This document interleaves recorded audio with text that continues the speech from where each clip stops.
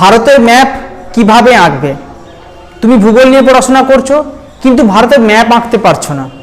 আজকের এই ভিডিওটা দেখলে তোমরা ঠিক আজ থেকে 10 দিন পর আশা করছি এখন যেরকম তুমি ভারতের ম্যাপ আঁকতে পারো 10 দিন পরে কিন্তু এই ম্যাপ আঁকার তোমার ব্যাপারটা আর একটু ডেভেলপ হবে। আশা করছি সম্পূর্ণ ভিডিওটা দেখবে। দেখো, প্রথমত এটার জন্য দরকার ডেইলি প্র্যাকটিস করা, কিন্তু অনেকেই বুঝতে পারো না যে প্র্যাকটিসটা কিভাবে করবে। প্র্যাকটিস করার তো একটা নির্দিষ্ট নিয়ম রয়েছে, সেই নিয়মটাই তোমাদেরকে দেখাবো। আর হ্যাঁ, এটা কোনো জাদু বা কোনো ট্রিক নয় যে আমি বলে দিলাম তুমি প্র্যাকটিস করলে না শিখে যাবে, তা কিন্তু নয়। কাজেই তোমাকে রেগুলার একবার কি দুবার করে প্র্যাকটিস করতে হবে। 10 দিন পরে দেখবে তুমি ম্যাপটা সুন্দরভাবেই নিজেই আঁকতে পারছো, কোনো রকম কিছু না দেখেই এবং কিছু না ট্রিক লাগিয়েই। তো কিভাবে করবে সেটাই বলবো আজকের ভিডিওতে। সম্পূর্ণ ভিডিওটা মন দিয়ে পুরোটা দেখো। প্রথমে খাতার উপর থেকে নিচে এরকম একটা লাইন টানবো এবং এই দিক বরাবর আর একটা লাইন টানবো। খেয়াল রাখবে লাইন দুটো যেভাবে টেনেছি, দেখো উপরটা ছোট নিচেরটা বড়, বাঁ দিকটা ছোট এই দিকটা বড়, এই জিনিসটা কিন্তু খেয়াল করে রাখতে হবে, কারণ এই জিনিসটা না থাকলে তাহলে আঁকতে শিখবে না।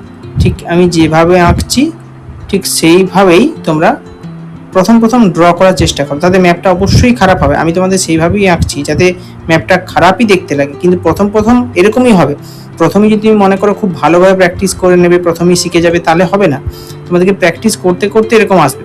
দেখে নাও আমি যেভাবে আঁকছি ঠিক খুব সহজভাবে এইভাবে লাইনগুলোকে জয়েন করার চেষ্টা করো, আর কিছু না।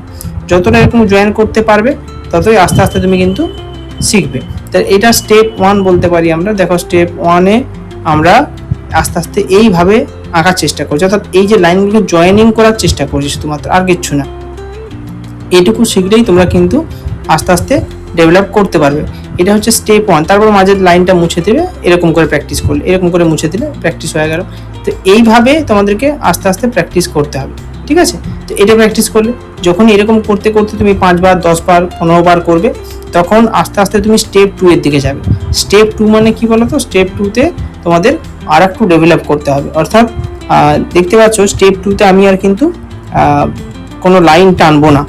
লাইন না টেনেই আমি তোমাদেরকে ম্যাপ এঁকে দেখাবো। দেখো ঠিক এইভাবে।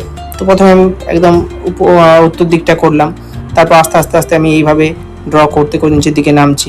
দেখো ঠিক এইভাবে। যখনই তুমি এরকম করে 10 বার 15 বার ধরে প্র্যাকটিস করে নেবে, তারপর তুমি অনেক ইজিলি কিন্তু এটা আঁকতে শিখে যাবে।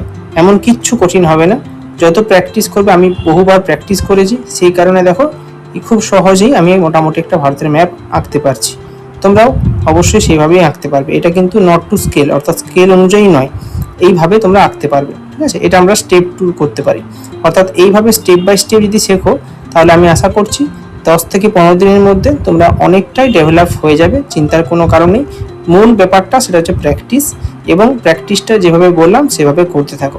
সবাইকে অল দ্য বেস্ট। সবাই ভালো থেকো, সুস্থ থেকো। ধন্যবাদ।